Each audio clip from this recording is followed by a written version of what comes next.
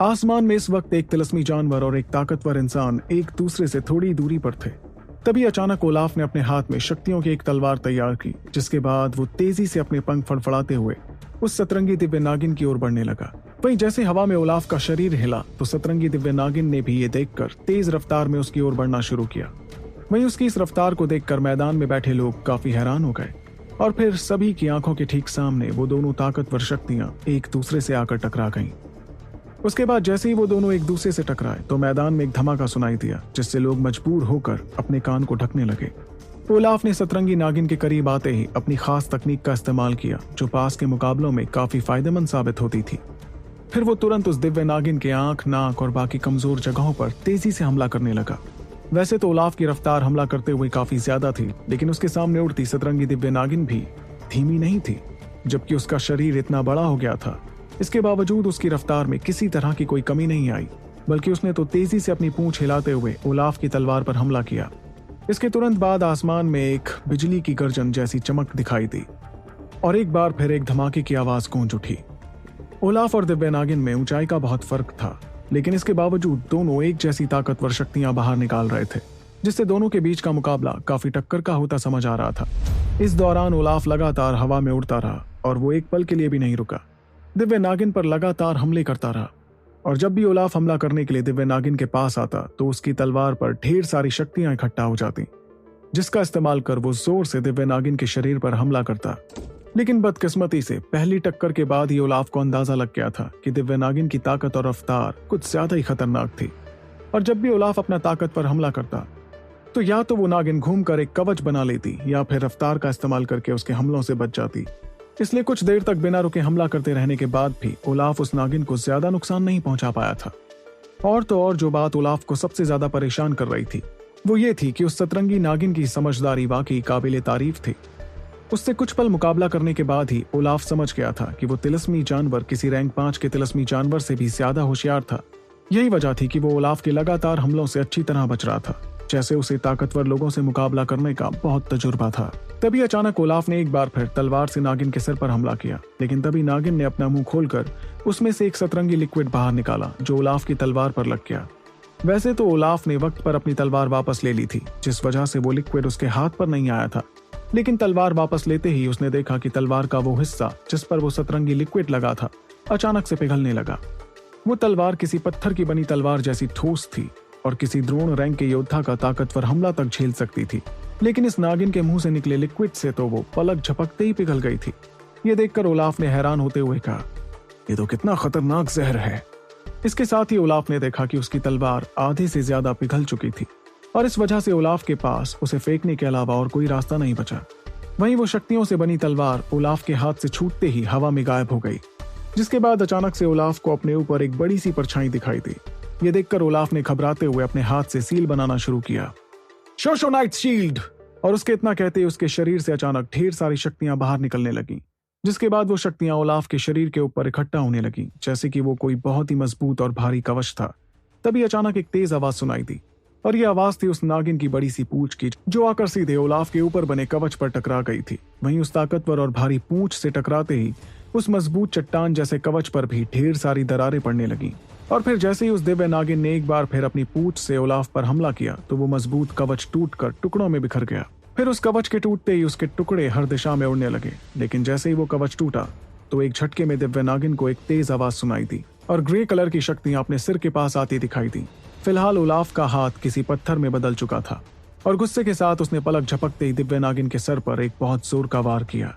वहीं ओलाफ के इस हमले से दिव्य नागिन को बहुत तेज दर्द हुआ, जिसके बाद उसकी चमड़ी से खून निकलने लगा। इस हमले के तुरंत बाद उस नागिन को तेज दर्द होने लगा, जिस वजह से उसकी आंखें लाल रंग की हो गईं। लेकिन इसके साथ ही उसके अंदर छिपा गुस्सा अचानक से किसी ज्वालामुखी की तरह फूट गया। इस गुस्से के चलते नागिन ने एक बार फिर अपनी बड़ी सी पूंछ हवा में उठाई और उसने पीछे हटते हुए ओलाफ पर इतनी तेज रफ्तार से हमला किया कि वो चाहकर भी उस हमले से बच नहीं पाया। वैसे ओलाफ ने हमले से बचने की कोशिश जरूर की थी अपने पत्थर जैसे कवच को बीच में लाकर, लेकिन इसका कोई फायदा नहीं हुआ, क्योंकि अगले ही पल वो तेजी से जमीन पर जा गिरा। आखिर में एक बहुत ही तेज आवाज सुनाई दी, जिसके तुरंत बाद उसके दोनों पैर सीधे जमीन के नीचे घुस गए। इसके साथ ही जमीन पर ढेर सारी दरारें आ गईं, जिसे देखकर सभी लोग काफी हैरान दिखने लगे। तभी मैदान के पास बैठे कुछ जवान मेंबर्स ने चौंकते हुए कहा, बाप रे बाप, इस सांप का हमला तो कितना ज्यादा खतरनाक था। इतने में जमीन में धंस चुके ओलाफ ने अपने पंख तेजी से फड़फड़ाते हुए खुद को बाहर निकालने की कोशिश की। उसका चेहरा फिलहाल पीला पड़ रखा था और इस हमले के बाद ही उसे समझ आया कि उसने दिव्य नागिन की शक्तियों का कितना गलत अंदाजा लगा लिया था। दरअसल ओलाफ ने शुरू में ही सोचा था कि वो खास तकनीक के इस्तेमाल से दिव्य नागिन को रोक लेगा, लेकिन अब उसे समझ आया कि शक्तियों का इस्तेमाल करके उसे रोकना तो नामुमकिन था। इतने में ओलाफ ने तुरंत अपनी नजरें युगराल की तरफ घुमाई, जहां उसने देखा कि तीनों शक्तिमान बुजुर्ग युगराल की शक्तियों से बचते हुए पीछे हट रहे थे। इससे साफ जाहिर हो गया था कि बहुत जल्द वो तीनों बुजुर्ग मुकाबला हारने ही वाले थे।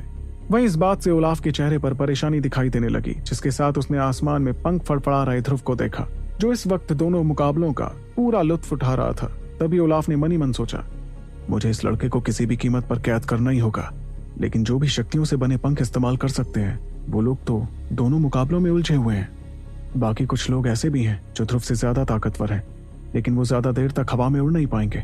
अब तो मेरे पास बस एक ही चारा बचा है कि वायु मूल शक्ति के बुजुर्गों से कहकर ध्रुव को पकड़वाने की कोशिश करूं, क्योंकि अगर ध्रुव ही पकड़ा गया फिर तो सभी मुकाबले अपने आप खत्म हो जाएंगे। ये सोचकर ओलाफ ने अपनी नजर घुमाते हुए पत्थर की कुर्सियों पर बैठे कुछ बुजुर्गों को इशारा किया, जिसके बाद वो तुरंत मुड़कर सतरंगी दिव्य नागिन की तरफ बढ़ा। वहीं पत्थर की कुर्सियों पर बैठे 10 से भी ज्यादा बुजुर्गों ने जैसे ही ओलाफ का इशारा देखा तो एक पल के लिए वो तो दंग ही रह गए। फिर सभी ने एक दूसरे की तरफ देखा, जिसमें से 4 लोग अपना सिर हिलाते हुए खड़े हुए। खड़े होते ही चारों के शरीर से हरे रंग की शक्तियां बाहर निकलने लगी और हवा के एक झोंके के साथ वो बुजुर्ग लोग हवा में उड़ते हुए ध्रुव को चारों ओर से घेरने के लिए जाने लगे। इस दौरान ध्रुव ने भी महसूस किया कि 4 सफेद कपड़े पहने बुजुर्ग हवा में उड़ते हुए उसी की तरफ आ रहे थे और फिर तुरंत ध्रुव ने अपने पंख तेजी से फड़फड़ाने शुरू किए, जिसके बाद वो चारों बुजुर्गों से दूरी बनाने लगा। वैसे तो ये चारों लोग उन 3 शक्तिमानों जितने ताकतवर नहीं थे जो फिलहाल युगराल से मुकाबला कर रहे थे, लेकिन इन चारों के शरीर से निकलती शक्तियों से इस बात का अंदाजा लगाया जा सकता था कि ये लोग कम से कम द्रोण रैंक के योद्धा तो थे ही। यही वजह थी कि ध्रुव जानता था कि वो चाहकर भी इन लोगों से लड़ नहीं सकता था। लेकिन वो चारों ध्रुव को दूर जाते देख जरा भी परेशान नहीं हुए, बल्कि वो लोग तो लगातार उसकी तरफ उड़ते रहे और चारों ने अलग अलग दिशा में बिखरते हुए ध्रुव को बीच में फंसाने की शुरुआत की।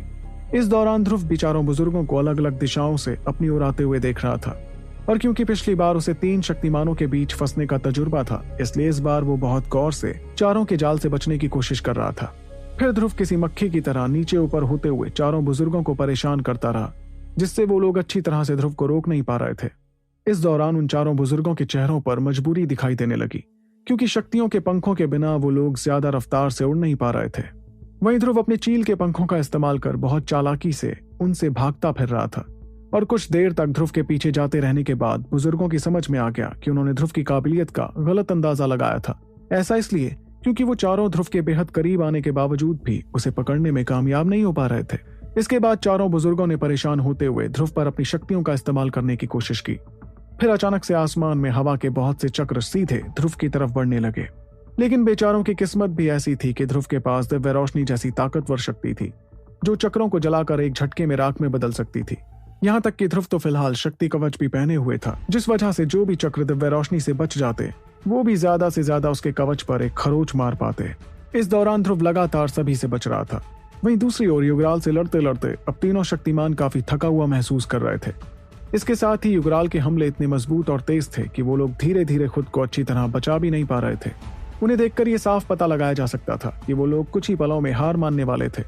इससे थोड़ी दूरी पर तीनों शक्तिमानों की ताकत से ज्यादा ताकतवर ओलाफ लगातार सतरंगी दिव्य नागिन को टक्कर दे रहा था। यही वजह थी कि बहुत ताकतवर होने के बावजूद वो नागिन ओलाफ को हरा नहीं पा रही थी।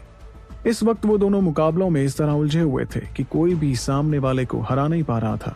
वहीं इस वक्त ध्रुव ने देखा कि कैसे सतरंगी दिव्य नागिन ओलाफ से लड़ने में लगी हुई थी। ये देखकर ध्रुव ने तलवार निकालकर उस पर अपनी पकड़ मजबूत करते हुए शक्ति से बने चक्रों से बचना जारी रखा। इस तरह से जंग कुछ देर तक चलती रही, जिसके बाद एक तेज धमाका हुआ और 3 इंसान हवा से नीचे गिरते हुए दिखाई दिए। फिर गिरते गिरते वो लोग आकर सीधे पत्थरों पर गिर गए, जिससे मैदान में और बड़ी दरारें पड़ गईं।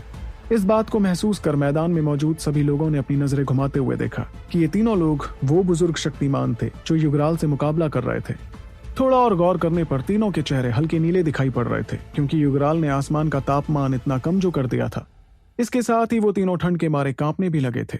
इतने में युगराल ने भी उड़ते हुए नीचे आना शुरू किया और उसने तीनों शक्तिमानों को देखकर कहा, तुम तीनों के शरीर में मैंने बर्फीली शक्तियां छोड़ दी हैं।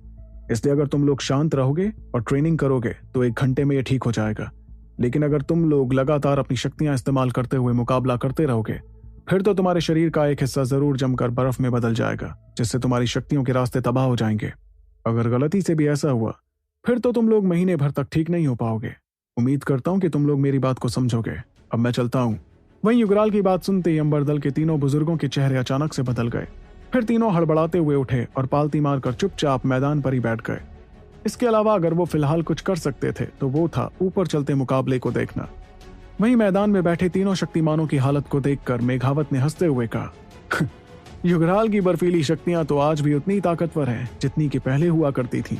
और मेघावत की बात सुनकर उनके बगल में खड़े ज़ारांत ने भी तीनों को देखते हुए कहा, ये तीनों शायद 1 या 2 सितारों वाले शक्तिमान थे। वैसे तो इन लोगों ने युगराल को काफी देर तक रोक लिया, लेकिन होना तो इनका यही हाल था। इतना कहकर अचानक से ज़ारांत की नजर आसमान में लड़ती नागिन पर पड़ी और उन्होंने चेहरे पर हल्की परेशानी के साथ कहा, ये तिलस्मी जानवर आखिर है कौन सा सांप? पता नहीं क्यों, लेकिन मैंने इसके बारे में आज तक नहीं सुना। वैसे ये है बहुत ताकतवर, तभी तो उलाफ को इतना टक्कर का मुकाबला दे पा रहा है। वहीं बगल में खड़े मेघावत के चेहरे पर भी उस नागिन को देखकर थोड़ी हैरानी थी, जिसके बाद कुछ पलों तक उसे गौर से देखने के बाद मेघावत ने कहा, पता नहीं क्यों, लेकिन ऐसा लगता है कि मैंने इस चीज को पहले भी कहीं देखा है। लेकिन सच कहूं तो मैं ऐसे सतरंगी तिलस्मी सांप से तो कभी नहीं मिला हूं। और मेघावत की बात सुनकर हकीम ज़ारान सिर्फ आं भरते हुए अपना सिर हिलाने लगे।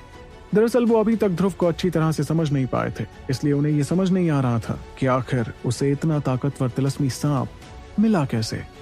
क्या होने वाला इस खतरनाक मुकाबले का अंजाम, ये जानने के लिए आपको सुनना होगा the one and only RJ Rivansh के साथ सुपर योद्धा।